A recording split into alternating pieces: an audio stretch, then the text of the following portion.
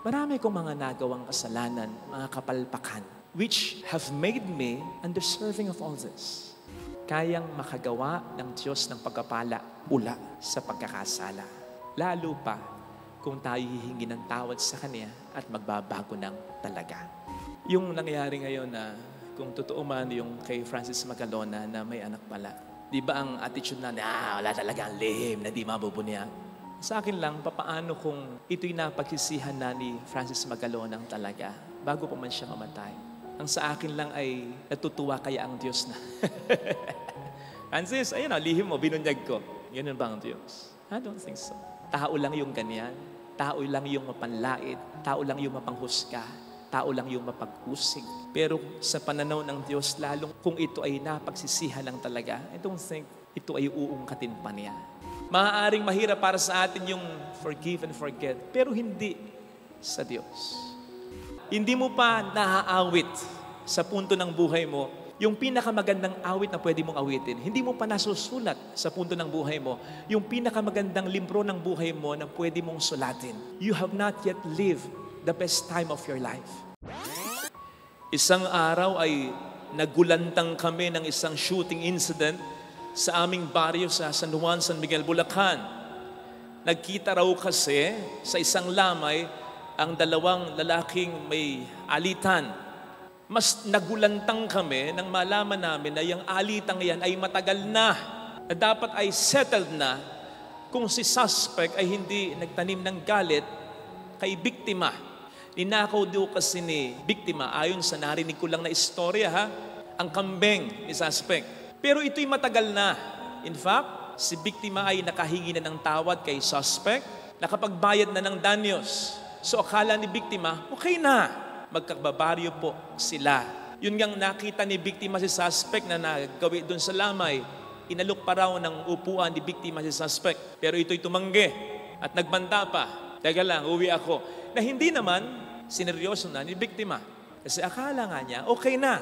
Ayun, pagbalik ni suspect, may dalang barel, pinutukan siya, dead on the spot, si biktima. Grabe. Hirap kaya ng ganon. Yung may atraso ka nga, nakala mo ay okay na, nakahingi ka na ng tawad Hindi pa pala. I mean, kung ganon lang lagi, paano tayo mabubuhay ng payapa at masaya? Laging may panganib. Laging may banta, hindi ba? Buti na lang, ang Diyos ay hindi ganyan. Sa mga naumpisal kanina, lalo pat kung ang kumpisal ninyo ay galing sa mababang loob at pusong nagsisisi talaga. Nasabi ko sa inyo, yun ay kinalimutan na ng Diyos. Yun ay hindi na uungkatin pang muli ng Diyos. Sapagkat ang lahat ng ating mga kasalanan, by virtue of this, ay bayad na sobra pa. Anong by virtue of this? Sa pamamagitan ng naging kamatayan para sa atin ni Jesus. Ang pinangbayad ng Diyos sa ating mga kasalanan noon pa man, ay hindi isang ordinaryong kambing o tupa lang, kundi ang buhay ng kanyang bugtong na anak. Sige nga, meron pa bang mas hahalaga dyan? Kahit pagsama-samahin lahat ng kasalanan natin, noon, ngayon, at sa mga susunod pang panahon, sobra-sobra yung bayad ay binigay ng ating Panginoon. Kaya nga kung tayo ay talagang magsisisi sa ating mga kasalanan at ito ay ikukumpisal natin sa ngalan ng ginawa para sa atin ni Jesus, anong sinasabi sa atin ni San Pablo sa ating unang pagbasa? Mapapalad yung mga pagsuway ay pinatawad na. Mapalad ang tao na ang mga kasalanan ay nilimot na ng Panginoon. Ang ibig ding sabihin ng mapalad, magsaya ka na. Hindi na yun isusumbat pang muli sa iyo ng Diyos. Kaya yung sinasabi dito sa ating ebanghelyo naman, na walang lihim na hindi mabubunyag, I don't think God is pertaining here as regards our sins na we've confessed already. With contrite heart, with sincere heart. At lalo pat kung tayo nakapagbago na, I don't think na pagharap natin sa Kanya, uungkatin muli ng Panginoon. Di ba ganito ka? Magugulat tayo noon. Di po ba sabi niyo, kung kami magsisi sa iyong pangalan, kung kami magbagong loob sa pamamagitan ng iyong pangalan, sa pamamagitan ng iyong grasya at pagmamahal, ito yun ang kakalimutan. Hindi sisira sa pangako ang Diyos. Hindi ito saklaw nun. Ang saklaw nito, yung sinasabi ng Panginoon na kasalanan ng mga Eskrib at Pariseo, yung pagiging mapag-imbabaw, yung mga kasalanang inililihim, yung mga kasalanang itinatago at hindi pinagsisihan, ito ang ibubunyag ng ating Panginoon. Naisip ko lang, hindi ito parte ng sermon ko. Yung nangyari ngayon na kung totoo man yung kay Francis Magalona na may anak pala. Di ba ang attitude na, wala talaga ang lihim na di mabubunyag. So ganun yung reaction natin, napaka-nega. Sa akin lang, papaano kung ito'y napagsisihan na ni Francis Magalonang talaga bago pa man siya mamatay. Ang sa akin lang ay natutuwa kaya ang Diyos na. Francis, ayun lihim mo, binunyag ko. Ganun ba ang Diyos? I don't think so. Tao lang yung ganyan. Tao lang yung mapanlait. Tao lang yung mapanghusga. Tao lang yung mapag-usig. Pero sa pananaw ng Diyos, lalong kung ito ay napagsisihan lang talaga, I don't think ito ay uungkatin pa niya. Ito'y naalala pa niya. Kahapon ay may nangumpisal sa akin, Father, ako po yung nangumpisal sa inyo ng ganito. Sorry, hindi ko na naalala. Father, kailan lang po ako nangumpisal? Hindi ko na nga naalala. Pero totoo, kahit tanungin niyo po yung ibang pare, may grasyang ganun sa mga pare. Hindi namin naalala. Lalo pat kung ito'y ikinumpisal nyo ng may mababang puso at nagsisising puso talaga. Sinisigurado ko, nandun yung grasya. Maaaring for us, it's too good to be true.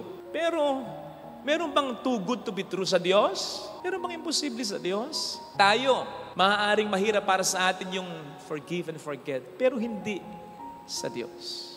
Kaya nga kung darating yung pagkakataon na ang tagal mo nang nagpalaglag at ikinumpisal mo na at hindi mo na inulit talaga. Ang tagal mo nang nakapangalon niya at ikinumpisal mo na at hindi mo na inulit talaga. Ang tagal mo nang ginawa yung isang gaano man kaseryosong kasalanan, hindi mo na ginawa at kinumpisal mo na sa Diyos talaga. You may be like reminding God, Lord, di ba ako yung, di ba kasi nagpalaglag ako dati. Palagay ko hindi ka labisang isipin na God will be like, ano yun? May ganun ba? Di ko na naalala. Pero wag mong iisipin nagmamaang-maangan ng Diyos. Wag mong iisipin nagdadrama ang Diyos. Wag mong iisipin nagpapakit ang Diyos. No. Totoo yun. Hindi pwedeng manloko ang Diyos. Kung ano yung naririnig natin, tototohanin ng Diyos. Yes, He is all-knowing. He is omniscient. But as regards our sins that we've truly confessed, I think He chooses not to remember. While He can remember many things, He knows all things. At that point, pag kinukumpisal nating seryoso ang ating mga kasalanan, He chooses not to remember anything. Father, bakit hanggang ngayon hindi ko makuha o maibalik ang tiwala ng asawa ko? Bakit hanggang ngayon may sakit ako? Nagsisi na nga akong uminom ako ng uminom. Di na nga ako uminom. Bakit hanggang ngayon sira ang pamilya ko? Bakit makukulong ako? Di ba nagsisi na ako? Di naman pwedeng napasok. Aray! Nagsisisi na ako. Mula ngayon, talaga lang. Tanga na lang ako pag humipo pa ako sa mainit na kaserola. Promise, di ko nagagawin. Lord, bakit may lintos pa rin? Ano ba naman yan? Di naman pwedeng wala na agad yung consequence of our actions. Yung mga naranasan natin ay consequences. Kasi may ginulo tayong order And in this society governed by laws, dapat tayong managot kapag tayo lumabag sa batas. Parte ng buhay natin yun. But these are just consequences. These are not punishments. So, sa anumang consequences na nararanasan natin, let us not give up. Ituloy natin yung pagbabago. Kasi consequences lang ito, hindi ito parusa ng Diyos. Ibig sabihin, kakampi natin ang Diyos. In dealing with all these consequences, malalampasan natin ito ng lubos sa tulong ng Diyos. Ako lang po, alam po ninyo, personally, kung titingnan ko yung buhay ko ngayon, and I'm telling you this with humility, mas malapit ako ngayon sa Diyos. Mas mabuting tao ko ngayon. Mas nakapagdadasal ako ngayon. Mas meaningful ang buhay ko ngayon. Mas masaya ako ngayon. Mas kontento ako ngayon. Mas maraming nagagawang milagro ang Diyos sa buhay ko ngayon at sa buhay ng ibang tao sa pamamagitan ko ngayon kesa noon. Ang Diyos ay mas maraming natatouch na buhay sa pamamagitan ko ngayon kesa noon. Pero alam po ninyo, bago mapunta yung ngayon, doon muna tayo sa noon. Marami kong mga nagawang kasalanan, mga kapalpakan, which have made me undeserving of all this. Yes. Pero alam ng Panginoon na ako'y nagsisi. Alam ng Panginoon na seryoso ang aking pagbabago. While I may be experiencing some of the consequence of all my shortcomings and sins in the past, in the present. Kung papaano ko ginagamit ng Panginoon ngayon, ay patunay na pinatawad na ako ng Panginoon. Kaya mga kapatid, huwag tayong mag-alala gaano man kalaki ang ating pagkakasala. Lalo pat ikinukumpisal natin sa Panginoon at tayo nagsisisi ng talaga. Yes, while there may be consequences of our sins, hindi ito punishments. These are just consequences. So, ibig sabihin, kakampi natin ng Diyos, and these consequences will end. Hindi naman po pwedeng nakagawa ka ng malaking pagkakasala at nagsisi ka, doon na mag-e-end. Hindi. Pababawiin ka muna ng Diyos. Hindi naman po pwedeng nagkasala ka ng matindi at humingi ka ng tawad at nagbabago ka na. Okay na, sige, okay na. Kukunin na kita. Okay, wala nang mangyayaring maganda sa buhay mo. Hindi. Ang ibig sabihin ng nagkasala ka ng matindi at nagbago ka na, hindi mo pa naaawit sa punto ng buhay mo yung pinakamagandang awit na pwede mong awitin. Hindi mo pa nasusulat sa punto ng buhay mo yung pinakamagandang libro ng buhay mo na pwede mong sulatin. You have not yet lived the best time of your life. Kahit sa basketball may share ko sa inyo game namin, I think it was last week. Meron kaming Paralympics. Malolos Priest versus Parañaque Priest. Crucial minutes. Isa lang yata ang lamang namin or ganunan kami ng Parañaque. Naglapot ako. Dami kong turnovers. Tapos yung 2 free throw. Nalalamang kami sana ng 3. Isa lang yung lamang namin. Hindi ko pa na-pass. Talagang panlabas.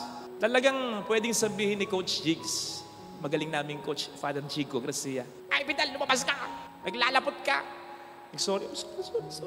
Hindi naman ako nilabas. So, ibig sabihin, pinatawad ako kahit paano. Aba, crucial seconds, crucial minutes, pinasa sa akin yung bola. Dinibol ko. Pero habang dinidribble ko towards the goal, yung demonyo, si Taneng, di mo ma-shoot yan. Ilang beses ka nagmintis. Huwag mo i-shoot yan. And then, sinut ko pa rin. Na-shoot, may kasama pang foul!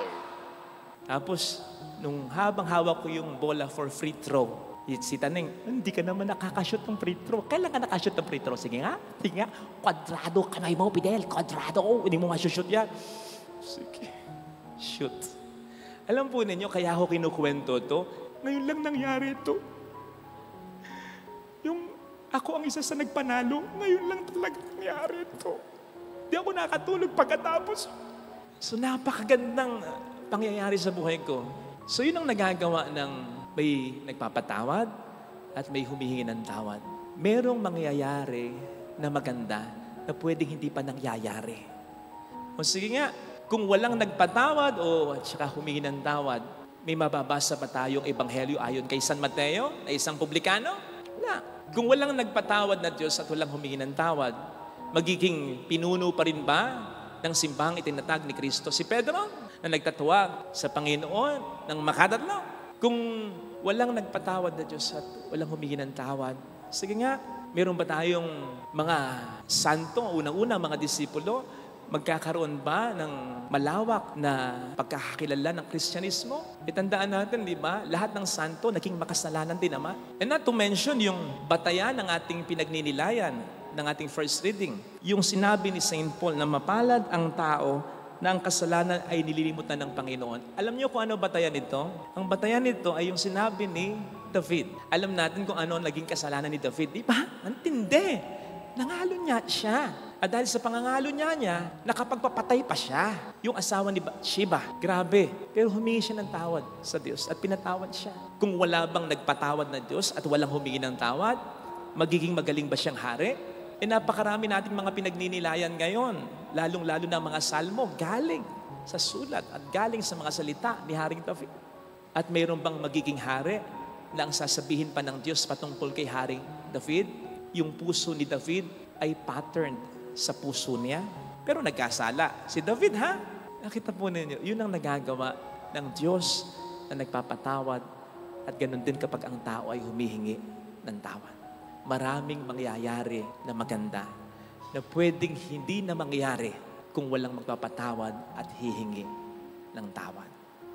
Kaya sa ating relasyon sa Diyos, mga kapatid, kapag nire-remind tayo ng demonyo as regards our past, o di ba, ikaw ang sumira sa pamilya mo, o di ba, ikaw ang dahilan kung bakit may sakit ka ngayon, o di ba, O nagpabaya ka kaya hanggang diyan ka na lang.